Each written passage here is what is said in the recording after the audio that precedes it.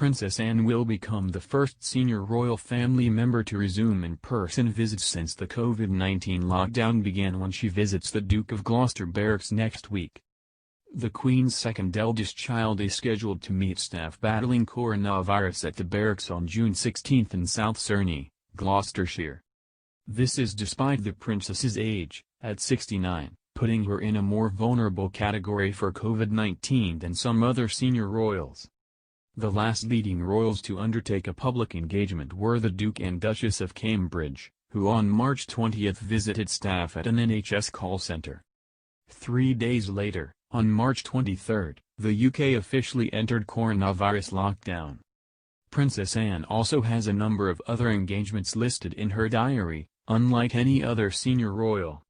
On June 30 she will visit Scarborough and Rydal Carers, in her capacity as president, to mark the group's 25th anniversary.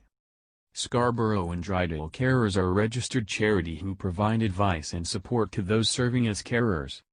Princess Anne is also due to visit Dovecote Park in Pontefract in her role as City and Guilds of London Institute president.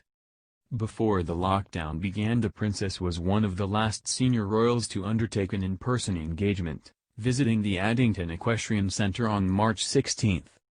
During the lockdown, those aged over 70 were urged by the government to self-isolate at home. The Princess Royal, who turned 70 in August, just dodged this requirement.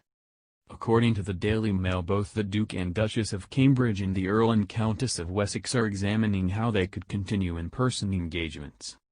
Prince Charles caught COVID-19 early in the epidemic and is currently self-isolating at the Queen's Balmoral estate in Scotland.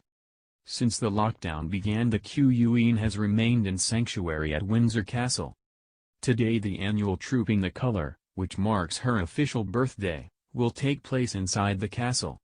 Usually the event is held on Horse Guards Parade, with crowds lining the mall to see the royal party arrive from Buckingham Palace. The Queen has urged the public not to attempt to view this year's ceremony, which is being held entirely in private. It has been reported that the Queen, who at 94 is at a right risk of coronavirus, could continue self-isolating for months. Speaking to The Sun, Andrew Morton, a royal biographer, suggested the monarch may never return to frontline royal duties. Instead, she could address the nation via television broadcasts or videos posted online.